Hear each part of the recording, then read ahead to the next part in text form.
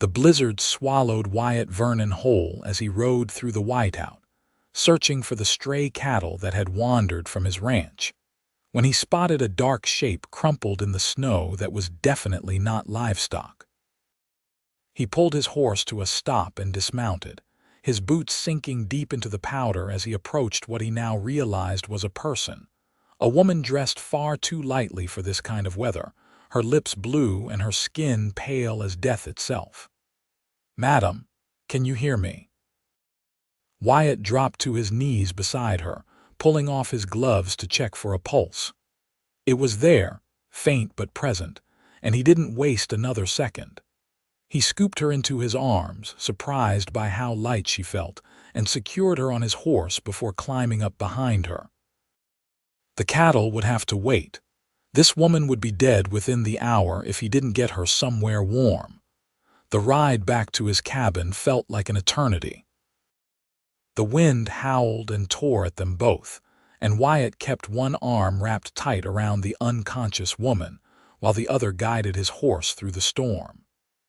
He'd lived in the Montana Territory for 5 years now, and this winter of 1882 was shaping up to be one of the worst he'd seen. The snow had been falling for 3 days straight, and there was no sign of it letting up. When he finally reached his cabin, tucked into a small valley about 10 miles outside of Virginia City, Wyatt wasted no time. He carried the woman inside and laid her on his bed, then immediately set about building up the fire. Once the flames were roaring, he turned his attention back to his unexpected guest. Her clothes were soaked through, her dark hair frozen in places.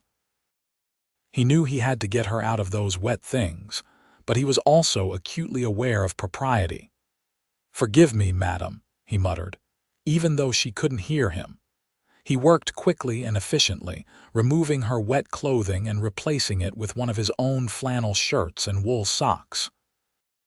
He wrapped her in every blanket he owned and positioned her as close to the fire as he dared. For the next several hours, Wyatt kept vigil. He made hot broth and tried to get small amounts past her lips. He checked her fingers and toes repeatedly for signs of frostbite.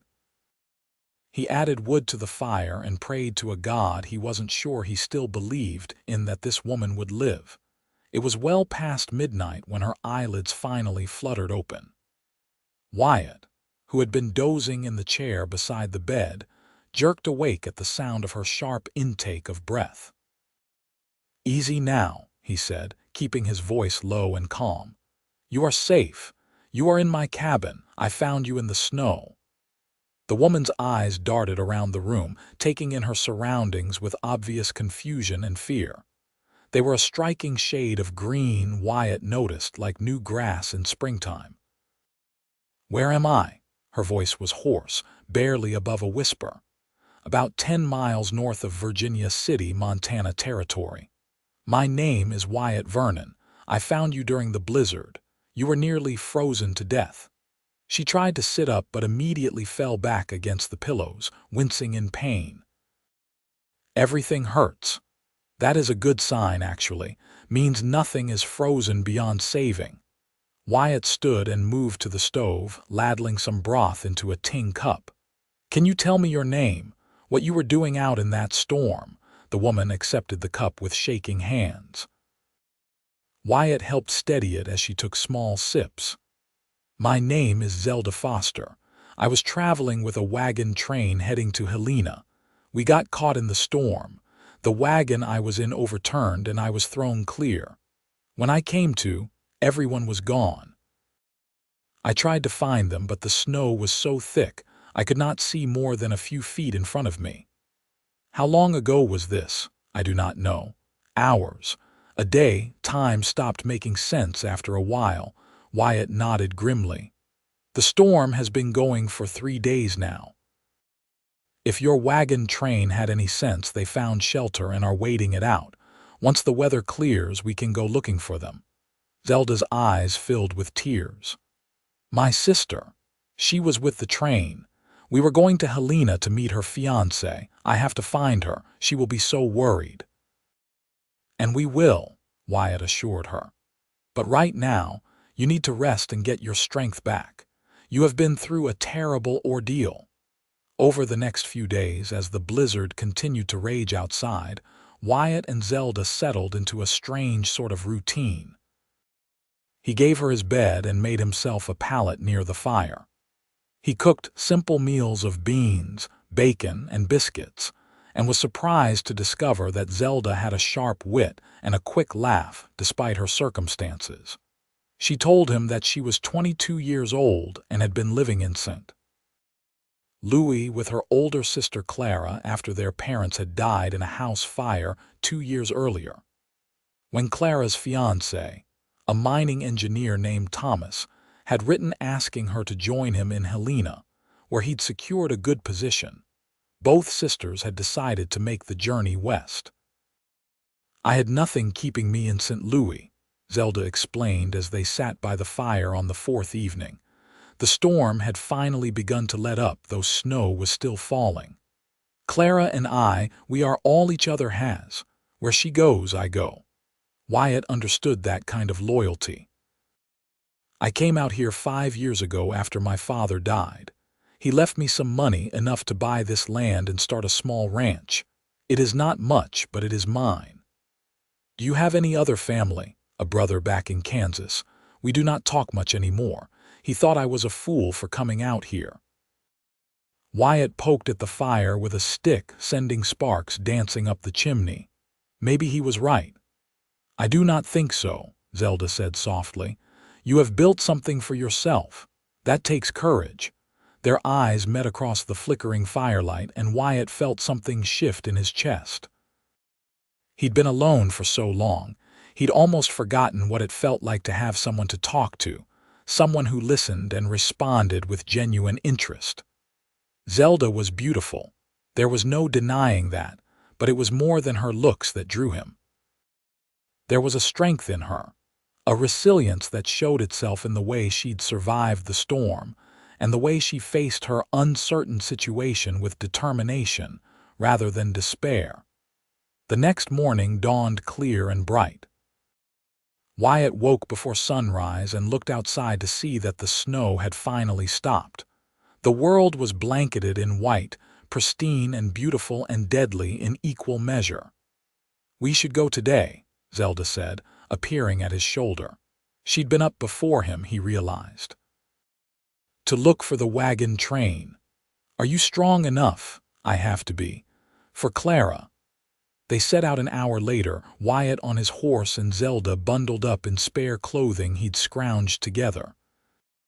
The going was slow through the deep snow, and they followed the main trail toward Virginia City, looking for any signs of the wagon train.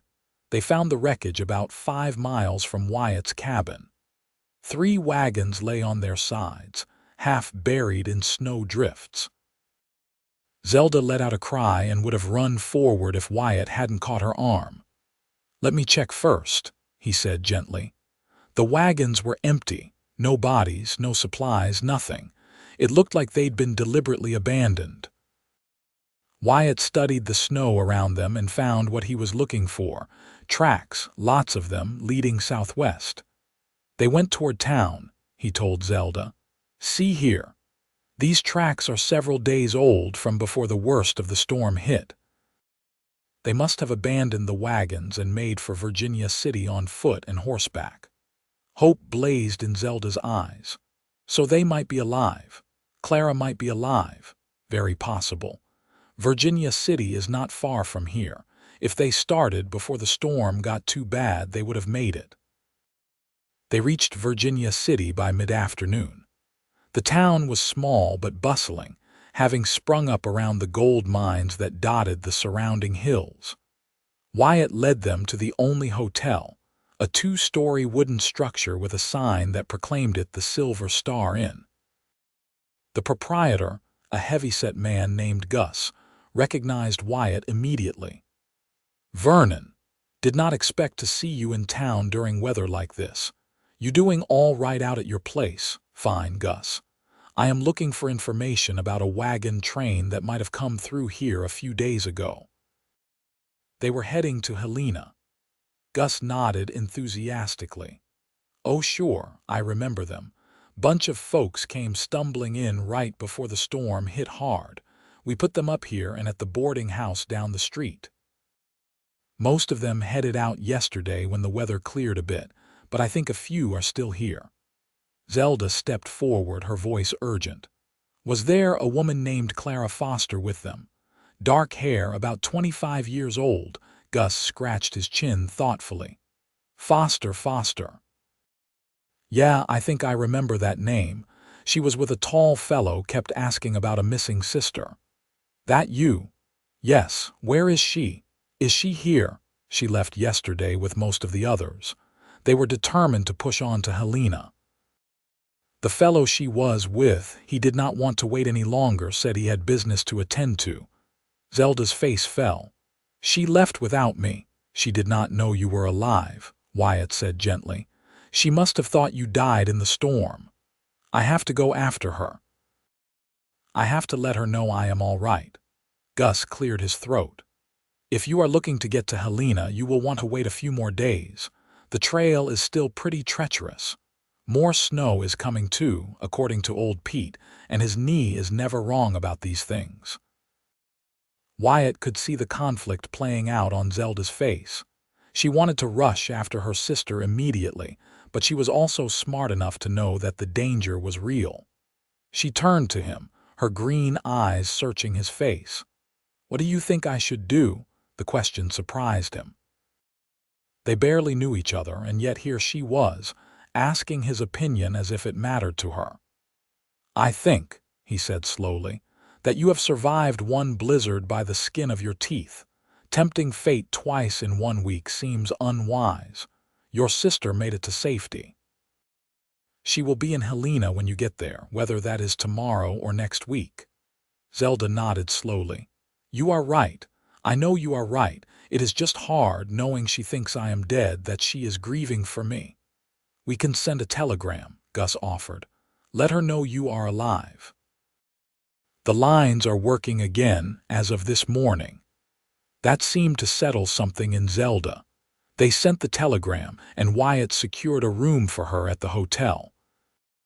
He planned to head back to his ranch that evening, but as the afternoon wore on and he saw how lost Zelda looked, he found himself reluctant to leave. Stay for supper at least, she said when he mentioned heading home. It is the least I can do after you saved my life. They ate in the hotel's small dining room, and the conversation flowed easily between them. Wyatt found himself telling her things he had not spoken about in years: his childhood in Kansas, his dreams for the ranch, the loneliness that sometimes threatened to swallow him whole during the long winter months. I understand that, Zelda said. The loneliness. After our parents died, Clara and I had each other, but there was still this emptiness. Like a part of us was missing and always would be. Do you think it gets easier? The grief? I think it changes, becomes something you carry with you rather than something that crushes you. She smiled sadly. At least that is what I hope. A week passed, then two. The weather remained unpredictable, with clear days followed by sudden storms. Wyatt found himself riding into town more often than necessary, always with some excuse. Supplies he needed, a broken harness that required the blacksmith's attention, news about the trails to Helena. The truth, which he was reluctant to admit even to himself, was that he wanted to see Zelda. She had stayed on at the hotel, waiting for the weather to stabilize enough for safe travel. A response to her telegram had come from Clara, full of relief and joy and insistence that Zelda stay put until spring if necessary, that Thomas would come get her when the passes cleared. During those weeks, Wyatt and Zelda spent hours together. He showed her around Virginia City, introduced her to the people he knew, took her to the small church on Sundays even though his own faith was shaky at best. She met his friends, the few he had. Samuel, who ran the general store, Doc Morrison, who treated everything from gunshot wounds to colic, and Mary Chen, who ran a small restaurant and made the best dumplings Wyatt had ever tasted. "You are good for him," Mary told Zelda one afternoon when Wyatt had stepped out to check on his horse. "In all the years I have known Wyatt Vernon, I have never seen him smile so much." Zelda felt her cheeks warm. "He is a good man. He saved my life. And maybe you are saving his too, in a different way." It was late February when Wyatt finally acknowledged what had been growing between them. He'd invited Zelda out to his ranch for the day, wanting to show her the place he'd built with his own 2 hands. The ride out was beautiful, the sun shining bright on the snow, making everything sparkle like diamonds. The ranch was modest. A sturdy cabin, a barn, a corral, and several outbuildings. Wyatt kept cattle and horses, about 50 head altogether, and he worked the place alone except during roundup when he hired temporary help. "It is wonderful," Zelda said, and he could hear the sincerity in her voice. She walked around the property, asking questions about everything, genuinely interested in how he managed the stock, what crops he could grow in the short Montana summer, what his plans were for expanding. They ended up in the barn, and Wyatt showed her the foal that had been born just before the blizzard hit. The little horse was all legs and curiosity, nosing at Zelda's hands in search of treats. "He is beautiful," she laughed, scratching between the foal's ears. "What is his name?" "Have not named him yet. Thought I would wait and see what his personality turned out to be." "That is wise." Zelda's smile faded a bit, and she turned to look at Wyatt directly. "Can I ask you something? Anything? Why have you been coming to town so often? And please, do not tell me it is for supplies or to check on the trails. I know those are excuses." Wyatt felt his heart start to pound. This was it, the moment he'd been both longing for and dreading. He could deflect, make a joke, keep things light and easy between them.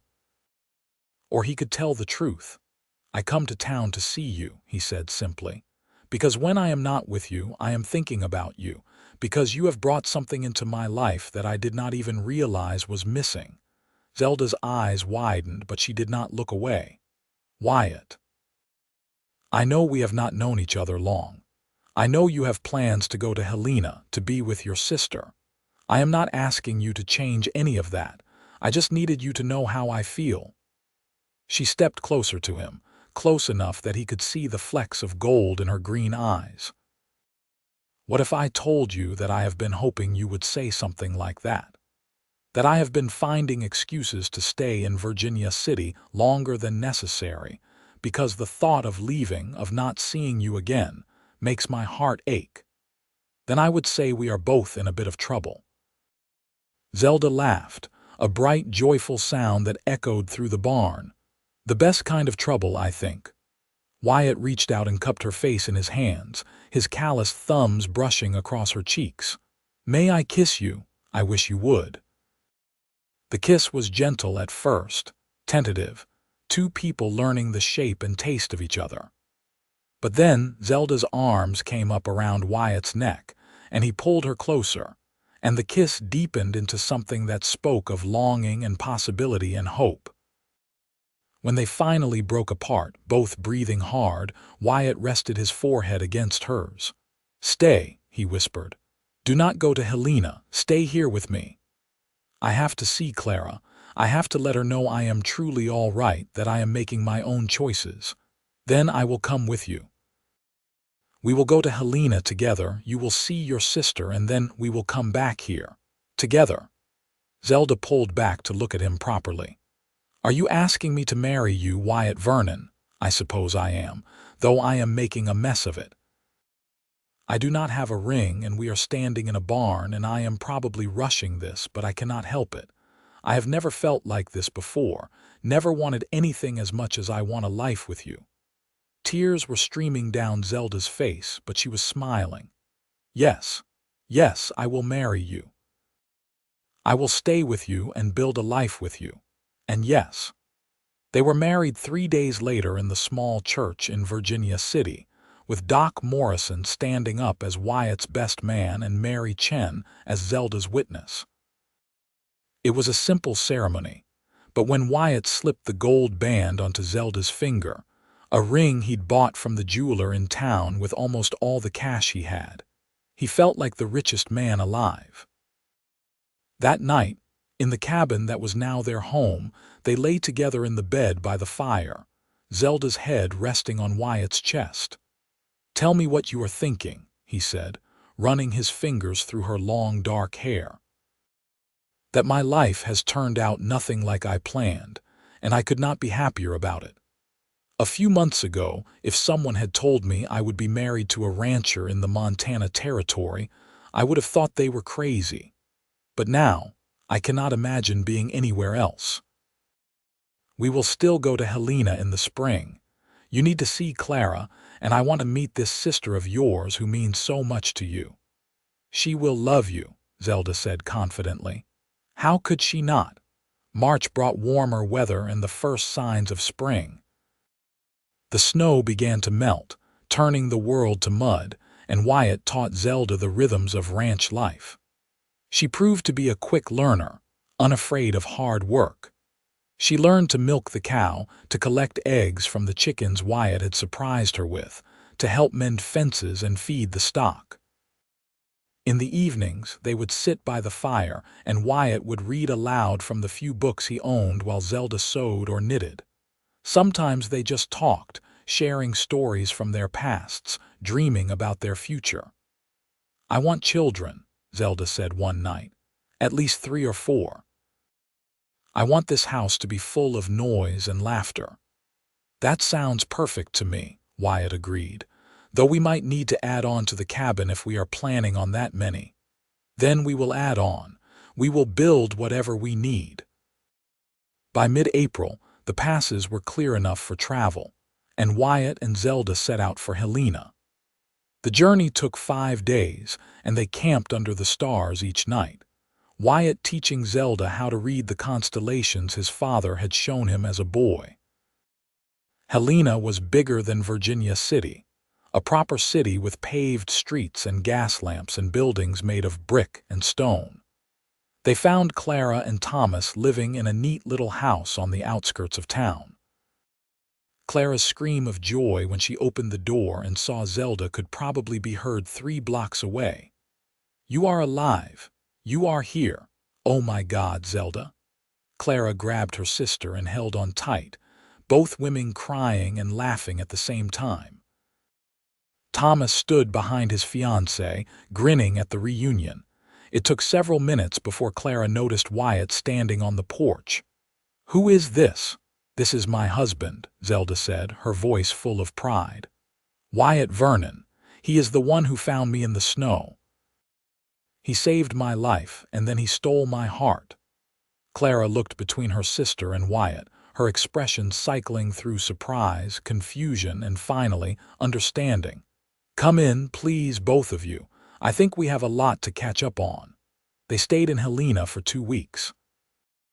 Clara and Zelda spent hours together, making up for lost time, and Wyatt got to know Thomas, who turned out to be a decent fellow with a good head on his shoulders and a genuine love for Clara. "You make her happy," Clara told Wyatt one afternoon when the sisters had gone shopping and the men were left to their own devices. "I can see it in her eyes, in the way she looks at you. I was so worried when I thought I had lost her in that storm. Knowing that she not only survived but found you, it is more than I could have hoped for." "I am the lucky one," Wyatt said. "She could have anyone. I still cannot believe she chose me." "Love does not work that way," Clara said wisely. "It is not about what makes sense on paper. It is about finding the person who fits with your soul." When it was time to leave, the sisters said their goodbyes with promises to write often and to visit when they could. Clara and Thomas were planning to marry in June, and Zelda and Wyatt promised to come back for the wedding. The ride back to the ranch felt different to Wyatt. It was not just his anymore, it was theirs.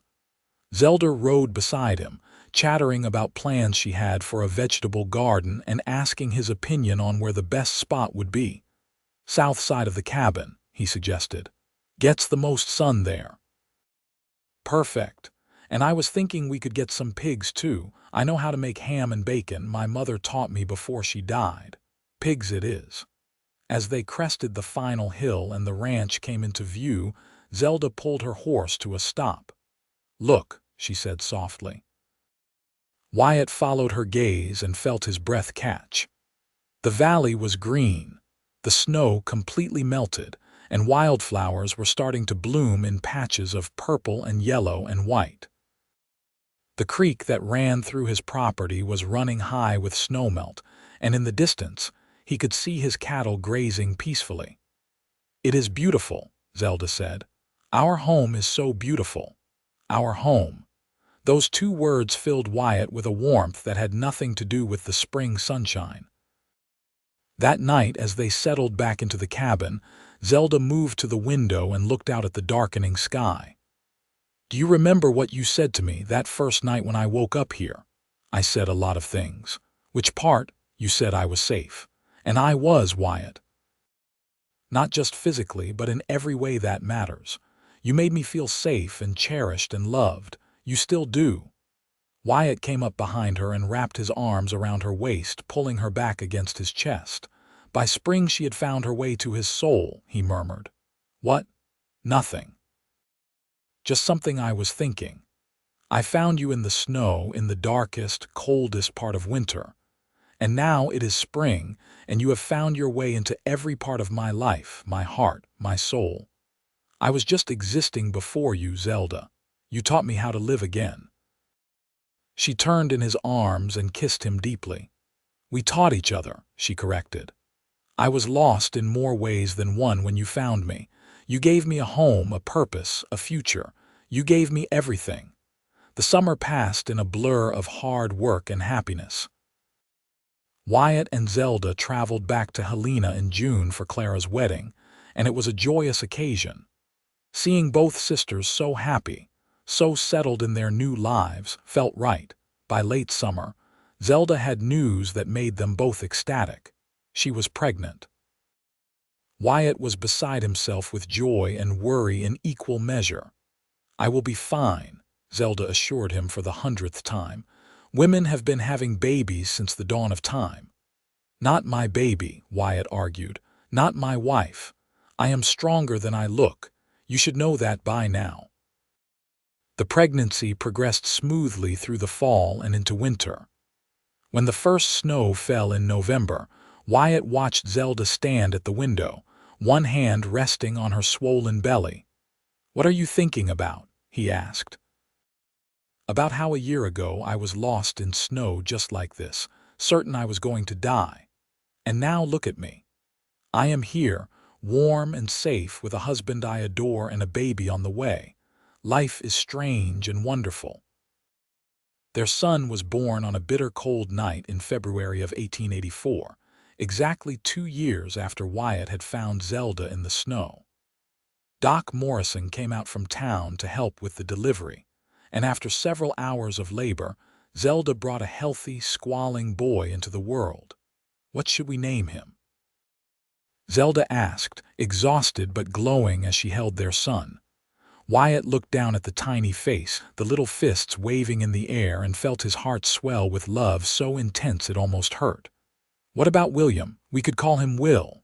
William Vernon. I love it. Hello, Will. Welcome to the world, little one." Being a father changed Wyatt in ways he had not anticipated.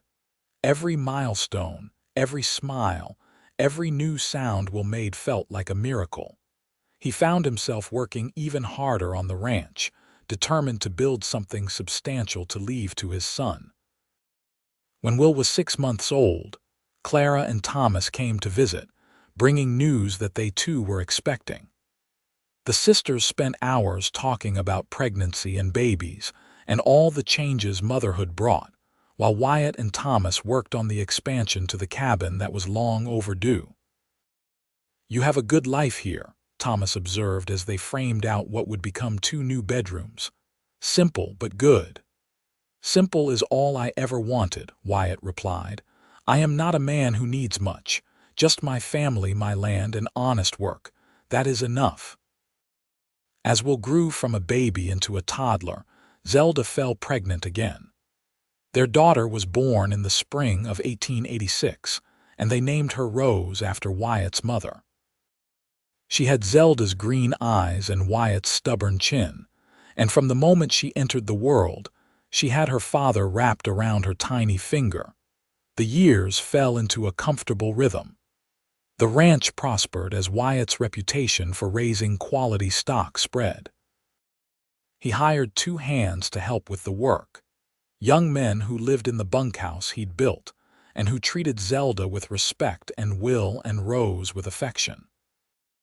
Zelda started a small business of her own, selling eggs and vegetables to the hotel in Virginia City and to some of the other families in the area.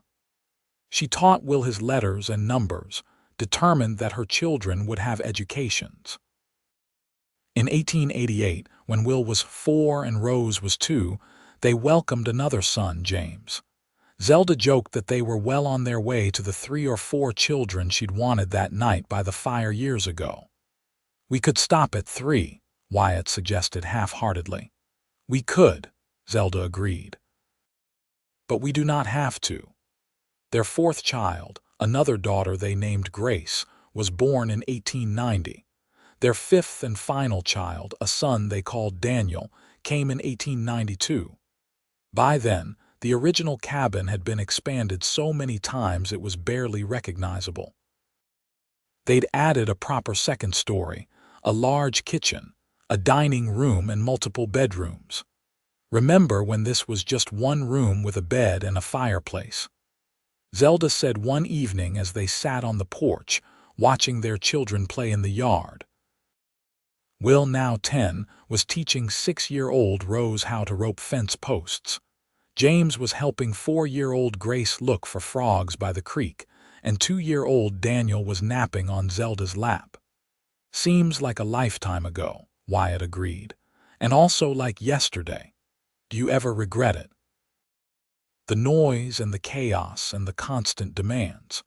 Wyatt looked at his wife, at the woman who had literally stumbled into his life through a blizzard and changed everything. There were lines around her eyes now that had not been there when they met, and silver threads in her dark hair. But she was more beautiful to him now than she had been that first day. "Not for 1 second," he said firmly. "This life, with you, with them, it is everything I never knew I needed. You gave me this, Zelda. You gave me a family, a reason to get up every morning with purpose. I was just going through the motions before you. You taught me what it means to truly live." Zelda reached over and took his hand, lacing their fingers together. "We taught each other. That is what love is, I think. 2 people making each other better, stronger, more complete." As the sun set over the Montana mountains, painting the sky in shades of orange and pink and purple, Wyatt pulled Zelda close. Their children's laughter rang out through the valley, and somewhere in the distance, cattle lowed and horses whinnied. The creek bubbled over its rocky bed, and a cool breeze carried the scent of pine and wildflowers. This was his life. This was his legacy. Not just the land and the livestock and the buildings, but the family he and Zelda had created together. Every moment, from that fateful day in the blizzard to this perfect evening, had led them here. "I love you," he said, the words as easy and natural now as breathing. "Today and every day for the rest of my life." "And I love you," Zelda replied. "My hero, my partner, my home." As the years continued to pass, the ranch became known throughout the territory as the Vernon Place. Wyatt's children grew strong and capable, each one inheriting their parents' work ethic and kindness. Will showed a natural aptitude for working with horses, and took over much of that aspect of the business as he got older. Rose, despite being a girl, insisted on learning everything her brother did and proved to be just as talented. James had his mother's head for numbers, and started helping manage the finances when he was barely into his teens. Grace loved the animals more than anything and could often be found in the barn, nursing sick calves or orphaned foals back to health. And Daniel, the baby, showed signs of being a natural leader, organizing his siblings into work crews with the earnestness only a young child could muster. Clara and Thomas visited regularly, bringing their own growing family. The cousins became close friends, and the two families supported each other through good times and bad. When Clara lost a baby in childbirth, Zelda went to Helena and stayed for 3 months, helping her sister through the grief. When a particularly harsh winter killed off a portion of Wyatt's herd, Thomas helped arrange a loan to get them through until spring. The Montana Territory became a state in 1889, and Wyatt and Zelda celebrated along with everyone else, proud to be part of something bigger. The railroad expanded, bringing more people west, and Virginia City grew and changed, though it never quite became the metropolis some had predicted. In 1895, when Will was 13, a traveling preacher came through Virginia City and held a week of revival meetings. Zelda, who had always been more religious than Wyatt, took the children into town every evening to attend. Wyatt went along, partly to support his wife and partly out of curiosity. He found himself moved by the sermons in a way he had not expected. The preacher talked about grace and redemption, about second chances and the power of love. After the final service, Wyatt found himself kneeling at the altar, tears streaming down his face as he prayed for the first time in years. "I do not understand what is happening to me," he confessed to Zelda that night. "I have not believed, not really, not since my father died, but tonight something shifted. I felt something." Zelda held him close. "Faith looks different for everyone. There is no right or wrong way to believe, Wyatt. I am just glad you found something that speaks to your soul." That autumn, disaster struck when a wildfire tore through the valley. It started miles away, the result of a lightning strike, and was driven by high winds straight toward their ranch. Wyatt and his hired hands worked frantically to create fire breaks and soak everything they could with water from the creek. Zelda and the older children herded the livestock to safety, while the younger ones were sent to town with Mary Chen, who had come out to help. For 3 days they battled the flames, and in the end, they managed to save the house and most of the outbuildings. But a portion of their grazing land was burned, and 2 of the hired hands were injured, one seriously. In the aftermath, the community rallied. Neighbors brought food and supplies. Doc Morrison treated the injured men without charge. The church took up a collection to help replace what had been lost. Wyatt was overwhelmed by the generosity and support. "This is what it means to be part of something," Zelda told him as they surveyed the damage together. "When we first came here, we were alone. But over the years, we have built more than just a ranch. We have built a community, a network of people who care about each other. That is worth more than any amount of money." The recovery was slow but steady.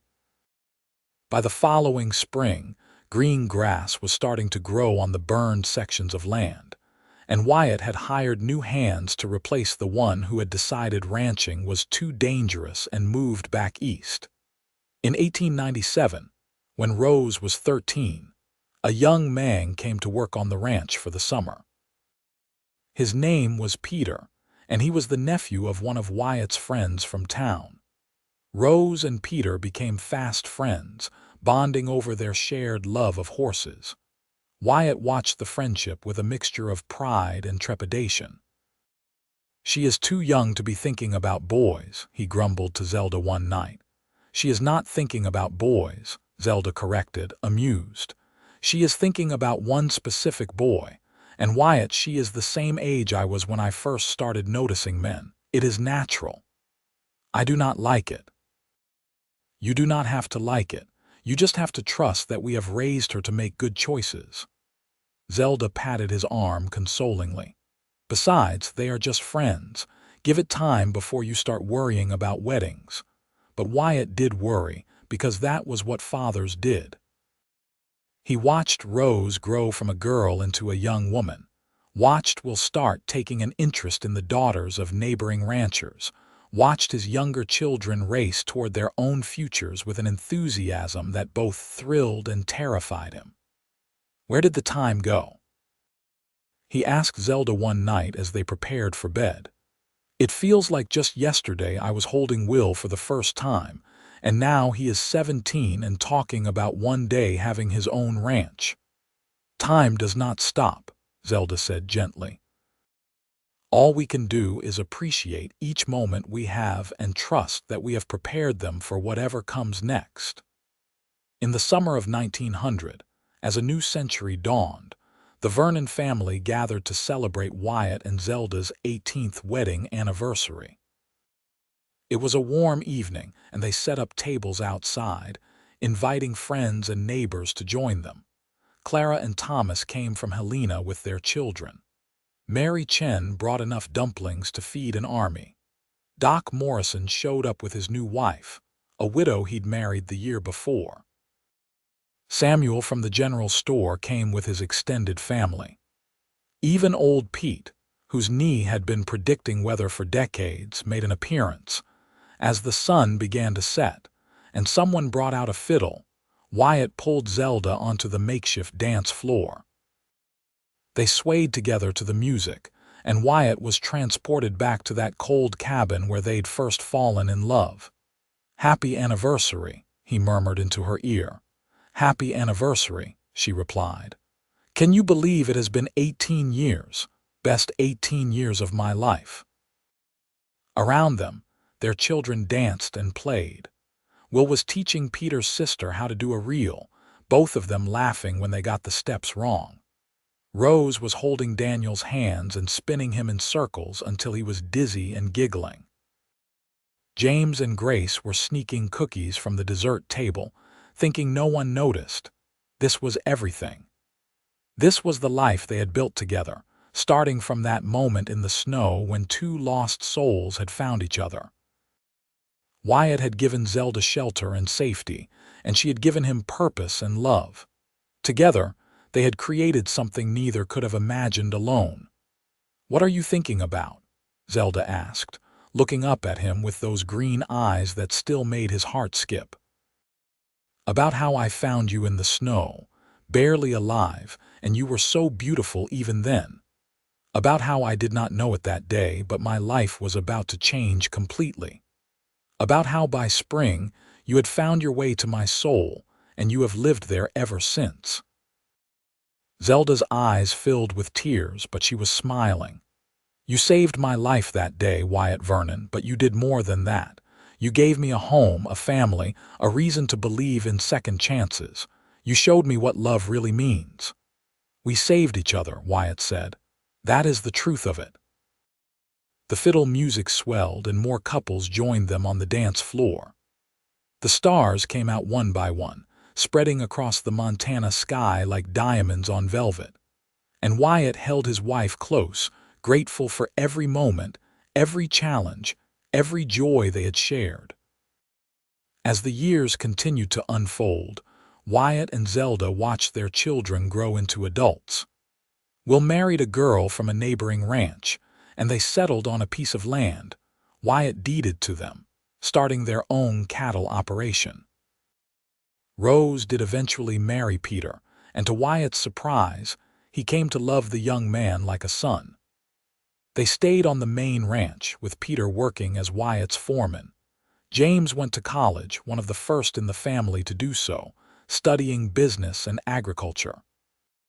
He came back with new ideas about crop rotation and land management that helped the ranch prosper even more. Grace married a veterinarian and moved to town, where she helped her husband with his practice and continued her work with animals. Daniel, the youngest, surprised everyone by announcing he wanted to be a teacher. He attended normal school and then returned to open a small school in Virginia City, educating the next generation of Montana children. By 1910, Wyatt and Zelda were grandparents many times over. Their house, which had once been so full of their own children's noise, now echoed with the laughter of grandchildren who came to visit. Wyatt, now 52, was still strong and capable, though his hair had gone silver and his hands bore the scars and calluses of decades of hard work. Zelda, at 50, was as beautiful to him as ever. She moved a bit slower than she once had, and she complained sometimes about her joints aching in cold weather, but her spirit was unchanged. She still ran her vegetable business, though Rose had taken over much of the physical work. She still kept the house welcoming and warm. She still looked at Wyatt with love in her eyes. One evening in late winter, as they sat by the fire like they had done thousands of times before, Zelda suddenly said, "Do you remember the story of how we met?" "Every detail," Wyatt replied. "Why?" "I want to write it down. For the grandchildren, so they will know. So they will understand that love can come from the most unexpected places, in the most unexpected ways." "That is a good idea."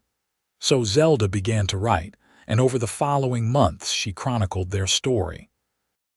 She wrote about the blizzard and the fear she'd felt, about waking up in Wyatt's cabin, about falling in love and choosing to stay.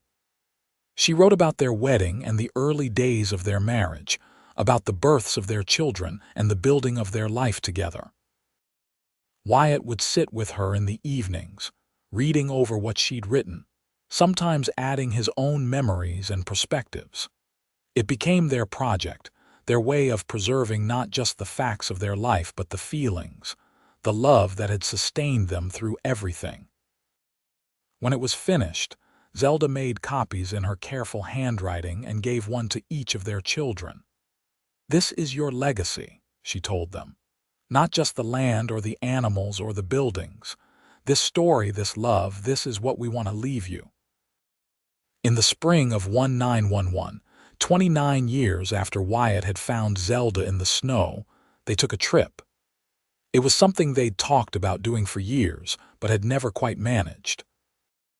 They left Rose and Peter in charge of the ranch and traveled to Kansas, where Wyatt showed Zelda the farm where he'd grown up. His brother was still there, older and weathered, and the reunion was awkward at first. They had not seen each other in over 2 decades. But Zelda, with her warmth and her talent for bringing people together, helped bridge the gap. By the time they left, the brothers had made peace with each other and promised to stay in touch. From Kansas, they went to St. Louis, where Zelda showed Wyatt the house where she'd lived with Clara and their parents. It had been sold long ago and was now occupied by another family, but standing in front of it, Zelda was able to share stories of her childhood that she'd never told before. "Thank you for this," she said as they stood on the street corner, watching the city bustle around them. "For bringing me here, for letting me say goodbye properly to this part of my life." "You do not have to thank me," Wyatt replied. "I would do anything for you, you know that." They returned to Montana renewed and refreshed, grateful for the journey but even more grateful to be home. The ranch was running smoothly, their children and grandchildren were thriving, and they settled back into the routines that had shaped their life. In 1914, as war broke out in Europe, Wyatt and Zelda watched with concern, grateful that their sons were too old or too settled to be caught up in the conflict. They donated what they could to relief efforts and prayed for peace, holding their growing family close. More years passed, bringing both joys and sorrows. They lost friends to age and illness. They celebrated more weddings and births. They watched the world change around them with automobiles and telephones and electric lights, though the ranch remained largely untouched by such modern conveniences. In 1920, Zelda became ill. It started as a persistent cough that would not go away. Doc Morrison, himself now in his 70s, examined her and delivered the news Wyatt had been dreading. Pneumonia, and at her age it was serious for weeks. Wyatt barely left her side. Their children came to help, taking turns sitting with their mother, but Wyatt was always there. He rade to her, held her hand, reminded her of every beautiful moment they had shared. "I am not ready to lose you," he told her one night when she was particularly weak. "I cannot imagine my life without you in it." "You will never lose me," Zelda replied, her voice soft but firm. "I will always be with you, Wyatt. In every sunrise, in every spring thaw, in the laughter of our grandchildren. I will always be with you." But Zelda was stronger than the illness. Slowly, gradually, she began to recover. By spring, she was back on her feet, though Doc Morrison warned her to take it easy. Wyatt, grateful beyond measure, became even more protective, insisting she rest more and work less. "I am not an invalid," Zelda protested, but she was smiling as she said it. "I know. But indulge me. I nearly lost you, and I do not want to risk it again." In 1925, they celebrated their 43rd wedding anniversary surrounded by 3 generations of family. Wyatt, now 67, looked around at the faces gathered in their home and felt a profound sense of accomplishment. He and Zelda had built this, created this legacy of love and family that would continue long after they were gone. That night, after everyone had left and they were alone again, Wyatt and Zelda sat on the porch, watching the stars come out. "Do you ever think about that day?" Zelda asked. "The day you found me." "All the time," Wyatt admitted. "It was the luckiest day of my life." "Mine too." "Though I did not know it then." She leaned her head on his shoulder. "I was so scared, Wyatt. I thought I was going to die out there in the snow, and then you appeared like an angel and everything changed." "By spring you had found your way to my soul," Wyatt said, repeating the words he'd spoken so many years ago. "And you have lived there every day since." They sat in comfortable silence, 2 people who had shared a lifetime together and still found new ways to love each other. The ranch around them was quiet, the cattle settled for the night, the horses dozing in their stalls. A gentle breeze rustled through the trees, carrying the scent of pine and wildflowers. This was home. This was love. This was the life they had built together, starting from that moment in the blizzard when fate had brought them together. And as they sat there under the Montana stars, Wyatt and Zelda knew that no matter what the future held, they would face it together, just as they always had. In their final years, Wyatt and Zelda became the patriarch and matriarch of a sprawling family empire. The ranch had grown to several thousand acres, managed by their children and grandchildren. The Vernon name was respected throughout the state, synonymous with integrity and hard work. They spent their days in peaceful contentment, enjoying the fruits of their labor. Wyatt still rode out to check on the stock when the weather was good, though he no longer did the heavy work. Zelda still tended her garden, though Rose and her daughters did most of the planting and harvesting now. They had become the keepers of family history, the ones who told the stories of how things used to be, who remembered when Montana was still a territory, when the ranch was just a small cabin and a dream. One winter evening in 1932, as a light snow fell outside, Wyatt and Zelda sat by the fire in the house that had grown from that original one-room cabin.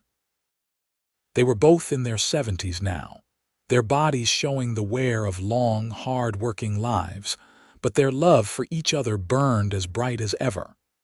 "Read to me," Zelda requested, gesturing to the book on the table beside Wyatt's chair. But Wyatt had something else in mind. He reached into his pocket and pulled out a folded piece of paper, yellowed with age. "I found this the other day," he said. "The telegram you sent to Clara telling her you were alive. I had saved it all these years and forgot about it." Zelda took the paper gently, unfolding it with care. Her eyes misted as she read the simple words, "Alive and well, found by kind man, staying in Virginia City, will come to Helena when weather allows. Love, Zelda." "Kind man," she said with a soft laugh. "I had no idea then that you would become my whole world. And I had no idea that the half-frozen woman I pulled out of the snow would become the greatest love of my life, the mother of my children, my partner in everything." They held hands across the space between their chairs, fingers intertwined, and watched the fire burn. Outside, the snow continued to fall, gentle and soft, nothing like the blizzard that had brought them together 50 years earlier. "If you could go back," Zelda asked, "would you change anything?" "Not one thing," Wyatt replied without hesitation. "Every moment, good and bad, led us here. And here is exactly where I want to be." "Me too," Zelda agreed. "Me too." As the evening wore on and the fire burned down to embers, they made their way to bed, helping each other up the stairs they had climbed together thousands of times. They settled under the quilts Zelda had made over the years, each one representing a different season of their life. "I love you," Wyatt whispered in the darkness. "I love you too," Zelda whispered back. "Always and forever." They lived several more years in contentment and peace, surrounded by the family and the life they had built together. When Wyatt passed away in 1935 at the age of 77, Zelda mourned deeply, but found comfort in their children and grandchildren, and in the knowledge that they had lived a full and beautiful life together. She followed him 2 years later, on a spring morning when the wildflowers were just beginning to bloom. Rose found her in the garden, a peaceful smile on her face, her hands in the soil she had tended for so many decades. They were buried side by side on a hill overlooking the ranch, their headstones simple but eloquent. Wyatt Vernon, 1858–1935, beloved husband, father, grandfather, and Zelda Vernon, 1860–1937, beloved wife, mother, grandmother. But their true legacy was not in stone. It was in the ranch that continued to thrive under the management of their descendants. It was in the children and grandchildren and great-grandchildren who carried their values of hard work, kindness, and love into the future. It was in the story Zelda had written, which was passed down through the generations, inspiring each new Vernon to believe in the power of love and second chances. The ranch remained in the family for generations, a testament to what two people could build when they found each other and chose to create a life together. And sometimes, on winter nights when the snow fell soft and gentle, the current residents would swear they could feel the presence of Wyatt and Zelda, still watching over the home they had built, still loving each other across the veil of time. Their story became legend in the area. The cowboy who found a woman lost in the snow, who brought her into his home and his heart. By spring, she had found her way to his soul, and together they had built something that would last forever. It was a reminder that love could bloom in the most unexpected places, that kindness could change lives, that two people who chose each other could overcome anything. And in the end, that was the greatest gift Wyatt and Zelda left behind.